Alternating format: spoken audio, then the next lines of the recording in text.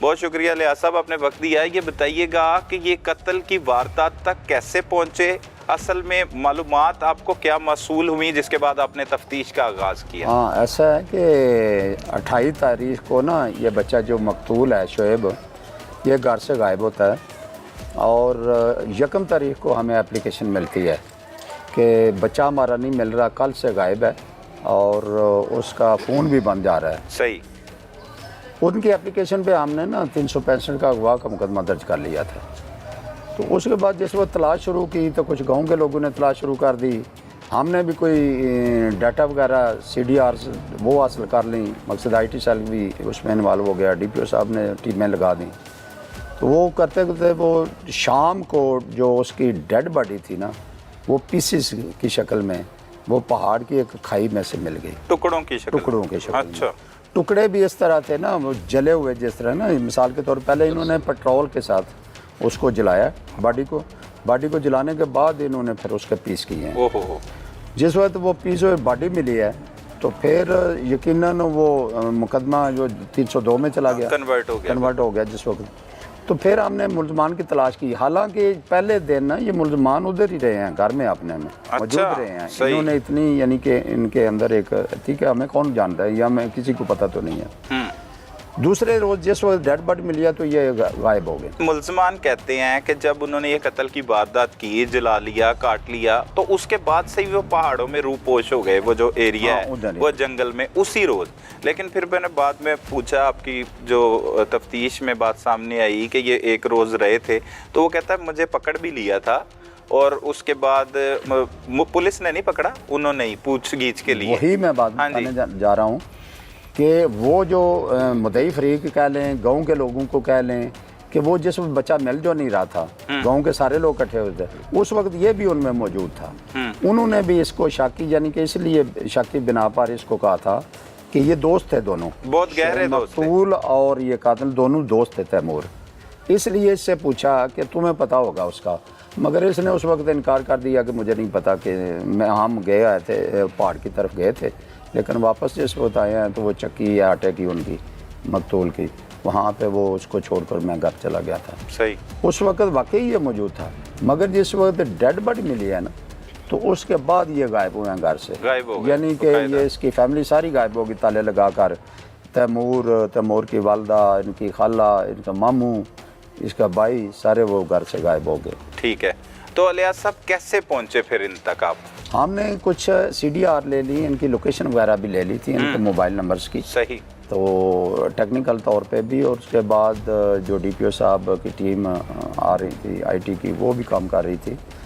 تو کچھ علاقے میں سورس بھی ہوتے ہیں، کچھ سورس کی بنا پر ہم نے انٹیلیجنس سورس کے طور پر، تو وہ تلاش کرتے کرتے یہ پہاڑوں میں، یعنی کہ 2 دن 3 دن یہ پہاڑوں میں رہے ہیں، چھپے رہے ہیں۔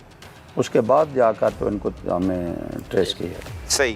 اس میں جو مرکزی ملزم ہے تیمور، اس کے بھائی، اس کے ماموں اور اس کی والدہ اور ان کی خالہ، ان کا کیا کیا کردار ہے اس قتل کی واردات میں؟ کردار ان کا یہ ہے کہ جس وقت تیمور فائر کر کے تو اس کو مرڈر کر کے آتا ہے نا گھر، تو یہ گھر میں آ کر ساری سٹوری سناتا ہے اپنی والدہ کو، ماموں کو، خالہ کو، ساری گھر۔ اس وقت انہوں نے پلان کر لیا تھا کہ اس کی ڈیڈ باڈی جو ہے نا وہ غائب کی جائے، صحیح، تاکہ وہ مل نہ سکے، پتہ نہ چل سکے کہ کیا ہوا ہے۔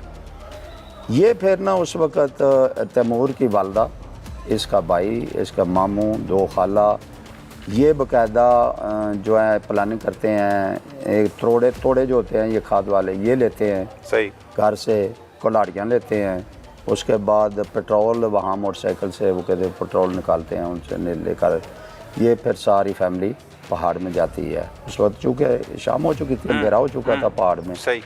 یہ وہاں پہ جا کے تو پھر وہ پہلے یہ نا اس کو چھپانے کی کوشش کرتے ہیں، ان سے باڈی اٹھائی نہیں جاتی، صحیح۔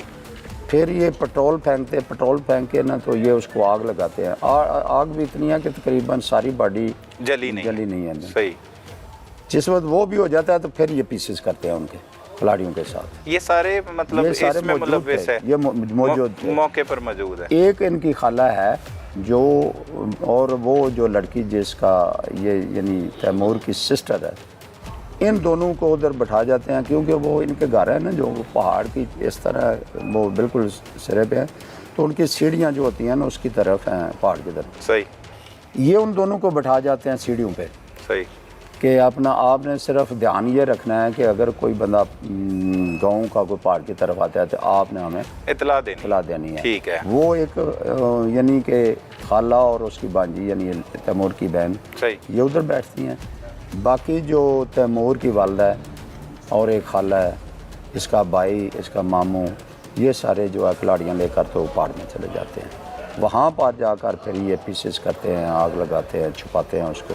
اس گہری اتنی گہری کھائی میں جا کر چھپاتے ہیں نا پتھروں کے نیچے کہ وہاں پہ وہ اگر دیکھیں اگر کہیں اتفاق ہو آپ کو تو وہاں پہ نیچے وہ گاؤں کے لوگ جو ادھر رہنے والے ہیں وہی نیچے جا سکتے ہیں. اور کوئی نہیں. عام بندے کا نیچے جانا بڑا مشکل ہے، پہاڑ کے نیچے اتر کے کھائی میں جانا پھر اوپر آنا یہ بہت مشکل ہے. ناظرین اس وقت ہمارے ساتھ موجود ہیں ڈی ایس پی جیلم صدر سرکل میاں جبار صاحب. انہی کی زبانی جانتے ہیں کہ یہ افسوسناک قتل کی واردات کس طرح سے ہوئی اور ملزمان کو انہوں نے کیسے ٹریس کیا.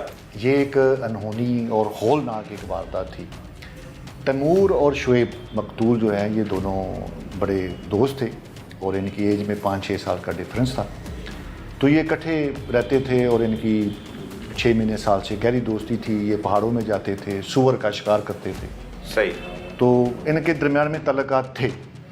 تو ان کے درمیان آہستہ آہستہ السٹ ریلیشن جو ہیں وہ بھی ڈیولپ ہو گئے. اس کی ہمیں ایویڈنس بھی بعد میں مل گئی کیونکہ ایویڈنس پہلے دن ہی یہ ہمارے پاس آ گئی تھی. ان لوگوں کو 4-5 لوگوں کو جنگل میں اوپر کی طرف جاتے دیکھا گیا تھا.